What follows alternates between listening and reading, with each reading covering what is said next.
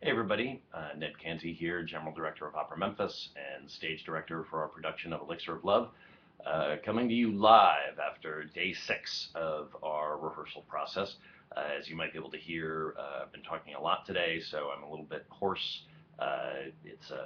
We had 2 3-hour chorus rehearsals today, and chorus rehearsals take a lot of focus and energy from everybody because often you're working with just one, two people in a big crowd on stage, and everybody needs to sort of stay where they are, stay focused, stay in the moment, so that you fix a little thing and then you go back and you do it all again. And you need to be looking at details and the big picture all at the same time. So they're very challenging.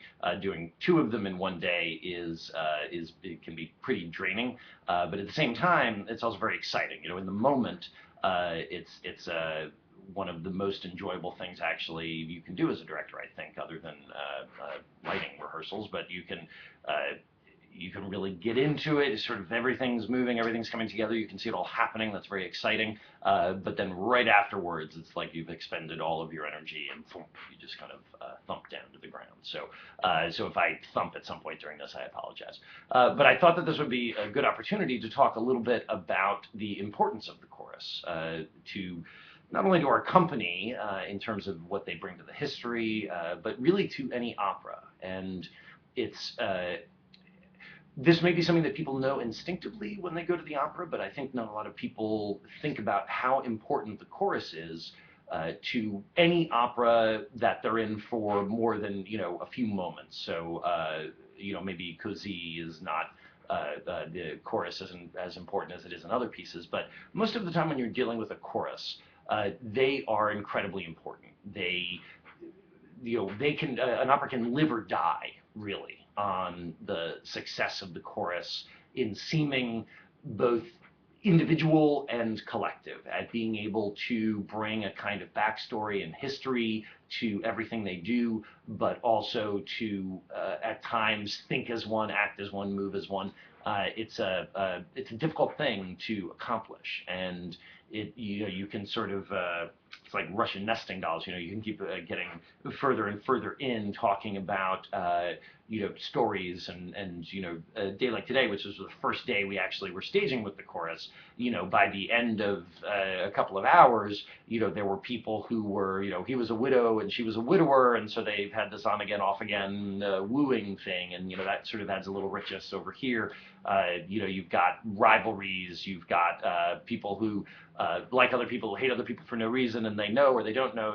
All of a sudden you have this whole network of relationships which add up to a sort of grittiness is the wrong word, but a kind of patina of reality. They give you a very granular sense of reality, so that when if your eye strays, if there's a moment when somebody's singing their heart out, singing an aria, and you happen to look over, what you see is a person who hopefully is helping you out by listening to what the singer has to say and throwing their focus at that singer, so that if your eye goes there, your eye immediately bounces back to the action. But at the same time, is not just an automaton, is not just a pawn on a chessboard. And we were joking yesterday. There's an old story by Peter Brook in his first book on directing, The Empty Space, and he talks about directing his first show, and he spent the night before his first staging working everything out with little bits of paper on figuring out when everybody would enter and how it would all work, and then he got there and he spent about 20 minutes staging this massive entrance of all these people sort of coming on, and then he said go, and they started coming on, and it was totally different than what he'd talked about, and even when it was the same as what he'd asked them for, it didn't look anything like what he'd imagined it to look like. And he sort of saw that and thought, okay, well, that's not how you do it. And he didn't do that again. And so in opera, because there's so much chorus and there's often so little chorus time, I think there are many very successful directors who are able to put everything together, have it all in their head, show up for rehearsal, and immediately start feeding people into this big vision they have. The fact of the matter is I can't do that. I have no opinion as to whether one is better than the other. I think that maybe that way of doing it is very efficient and saves time. I wish that I could do it. I wish I had the option of doing it, but I don't. All I can do is come in, hopefully knowing the music extremely well, and then start playing and saying, okay, well, we know that this needs to happen, so we'll do that. And you need to be over there at this moment, so we'll do that. We know you need to enter at this point, so you do that. And then why don't you be over there, and you'll be getting a drink of water. And you just start building and building and building and layering on top and layering on top and creating the life of what the opera is. And especially with a piece like Elixir, you need to feel like the people on stage know Adina, they know Nemorino, they've known them their whole lives. They have opinions about them. They have opinions about whether or not they should be together, or whether, how they should go about doing whatever they're doing.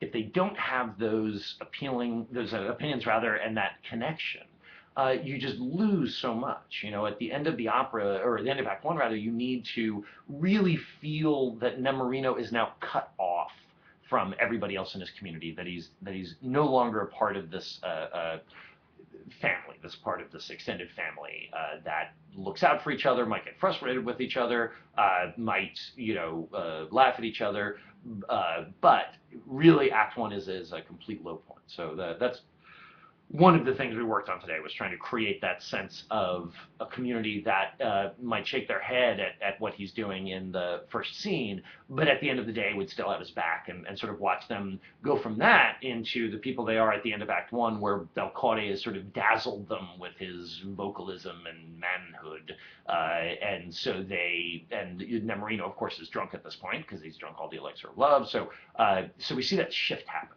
and then we see them gradually come back over the course of Act Two. So we did all of that, and I do want to apologize to my singers, any of you who are watching this, for putting an incredibly adorable 7-year-old girl on the stage. I know it's very hard to compete with her, but you gotta do what you gotta do sometimes, and man, she's good. So thank you all for watching. Hope you're enjoying these. If you're watching, if you like them, share them with your friends. I try to make sure that I talk about things that people who love opera but might not know a lot about how opera is put together, that there's something interesting for them. So feel free to pass it on to those folks.